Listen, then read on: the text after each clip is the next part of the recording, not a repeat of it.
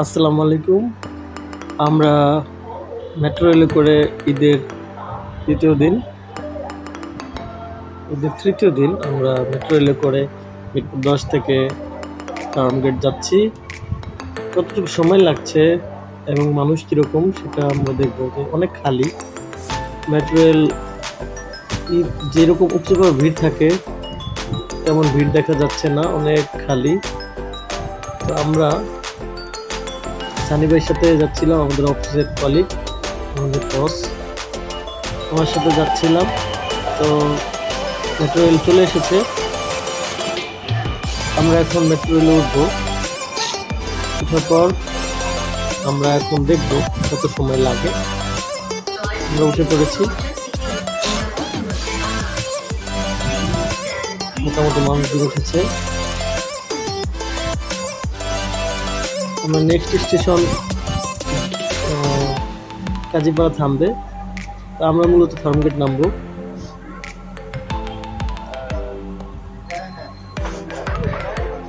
ঈদের ছুটিতে আজকেই মেট্রো রেল প্রথম খুললো।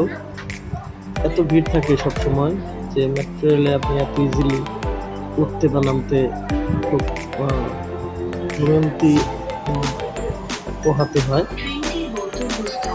এই জন্য মেট্রো রেলে উঠে কত সময় লাগে ফার্মগেট যেতে, আমরা এই বিষয়টা আজকে দেখব। চলছে, আমরা নেক্সট স্টপেজে চলে এসেছি।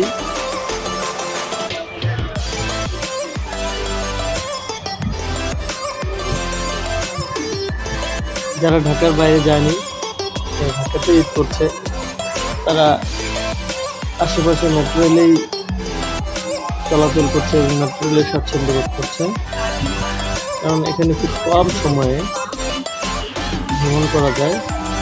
বাইরে প্রচণ্ড গরম, এই গরমে বাস বা সিএনজি বা প্রাইভেট কারে যারা চলাচল করে তাদের থেকে মেট্রো রেলে চলাচল আরামদায়ক মনে করি এবং খুবই সময় বাঁচবে। তাই আমরা মেট্রো রেলে করেই রওনা দিয়েছি। আমরা এখন কাজীপাড়া স্টেশন থেকে শেওড়াপাড়া স্টেশনের দিকে মেট্রো রেলে এগিয়ে যাচ্ছে করছি। সব মিলিয়ে মোটামুটি কয় মিনিট লাগে। এই ভিডিওটা যখন শুরু করেছি তখন থেকে নামা অবধি কতটুকু সময় লাগে এতটুকুই আমরা দেখব। অন্যান্য সময় ঠিক এতটুকু সময় লাগে, কিন্তু আপনি উঠতে পারবেন কিনা, ধরেন কয়েকটা রেল আপনাকে ক্রস করে যাচ্ছে কিন্তু আপনি উঠতে পারতেছেন না, কিছু করার ভয় পাবেন। কিন্তু আজকে কিন্তু তেমনটি না, দেখতে পাচ্ছেন খুবই মানুষ কম।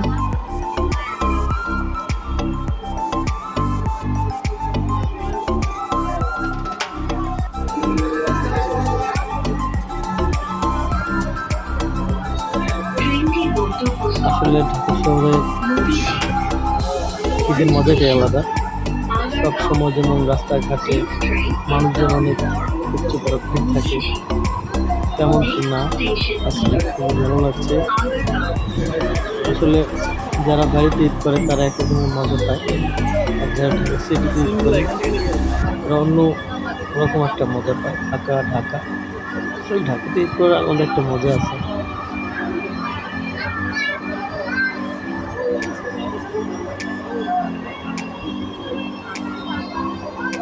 এখন প্রচণ্ড রোদ, বাইক নিয়ে বের হয়ে নেই, ইচ্ছা করেই মোটরসাইকেল রেখে মেট্রো রেলে করে বেরিয়েছি। আমাদের ধানমন্ডিতে একটা কাজ আছে, তাই ভাবলাম মেট্রো রেলে যাই। তো ভালো লাগছে,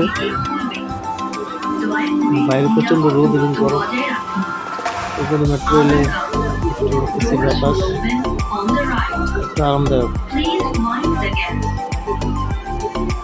তুলনামূলক বিচার করলে অনেক ভালো। আমরা এখন সম্ভবত শেওড়াপাড়া চলে এসেছি।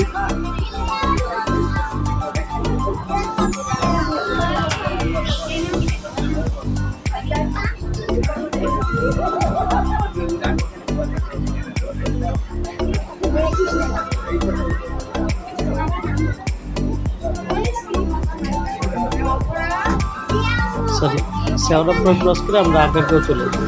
কথা বলতে বলতে কখন চলে এসেছি খেয়ালই করতে পারিনি। নেক্সট স্টেশন সম্ভবত আগারগাঁওয়ের পরে বিজয় সরণি, তারপরে আমরা ফার্মগেট চলে আসবো।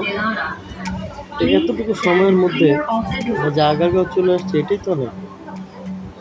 ভিডিও ডিউরেশন কত? এতটুকু সময়ের মধ্যে আমরা আগারগাঁও চলে এসেছি।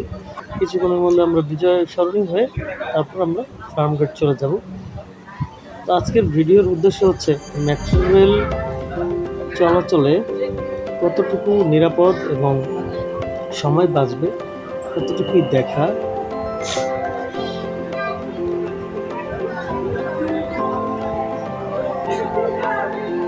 মেট্রো রেল থেকে বাইরের দৃশ্যগুলো খুবই চমৎকার লাগে। অনেক দিয়ে মেট্রো রেল যাচ্ছে, সো ঢাকা শহরটা নিচ দিয়ে গাড়িটা চলছে, আশেপাশে বিল্ডিংগুলো নিচে ভালোই লাগছে।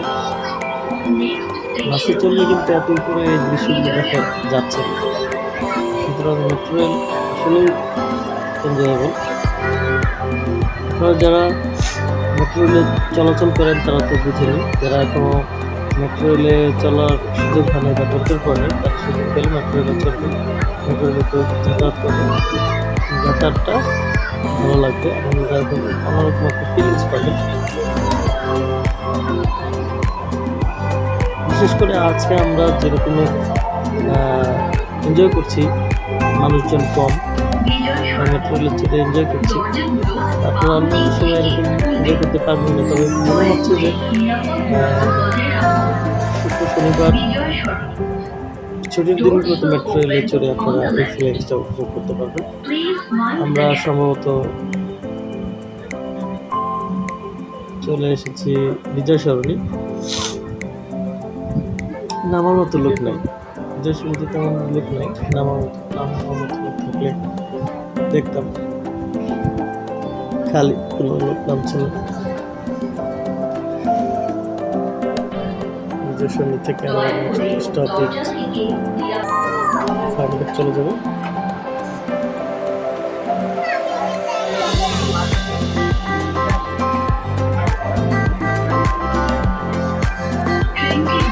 একটা বিষয় লক্ষণীয় যে বাংলাদেশ যে একটা মুসলিম কান্ট্রি, মেট্রো রেলে উঠে বোঝা যাচ্ছে ওয়েস্টার্ন কালচার আস্তে আস্তে বাংলাদেশ থেকে কমে যাচ্ছে, সেটা বোঝা যাচ্ছে। দেখেন মেট্রো রেলে যতগুলো লোক আছে সবই মোটামুটি ইসলামিক ড্রেস পরা, মহিলাগুলি বোরকা পরা। আশেপাশে খুব কমই দেখা যাচ্ছে ওয়েস্টার্ন কালচারে চলাফেরা করে। আসলে সত্যি কথা বলতে কি, ঢাকার যারা অরিজিনাল লোক তারা খানদানি বংশধর, তারা সবাই ইসলামী কালচারে চলাফেরা করে। আর যারা বাইরের থেকে আসে তারাই ম্যাক্সিমাম এসে ওয়েস্টার্ন কালচারে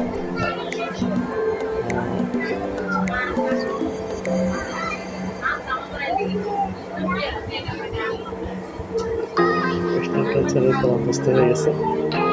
যাই হোক, আমরা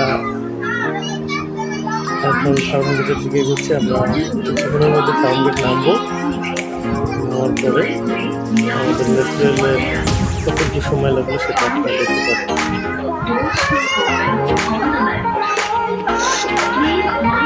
আমরা অলরেডি চলে এসেছি, আমরা এখন নামবো মেট্রো রেলকে।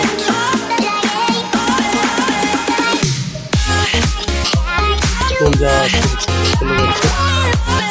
হ্যাঁ, অবশ্যই আমরা ফার্মগেট চলে এসেছি। তো ধন্যবাদ সবাইকে ভিডিওটি ধৈর্য করে দেখার জন্য। আমরা এখন মেট্রো রেল স্টেশন থেকে নেমে যাবো। আমরা মূলত যে দোকানে মেট্রো রেলের পশ্চিম সময় তাছাড়া ঢাকা শহর কতটুকু ফাঁকা আছে সেটাও একটা লক্ষণীয় বিষয়। আমরা এখন যাবো এক জায়গা থেকে আরেক জায়গা। তো ঢাকা সিটিটাও রাস্তাঘাট কীরকম ফাঁকা সেটাও আমরা একটু লক্ষ্য করবো। তো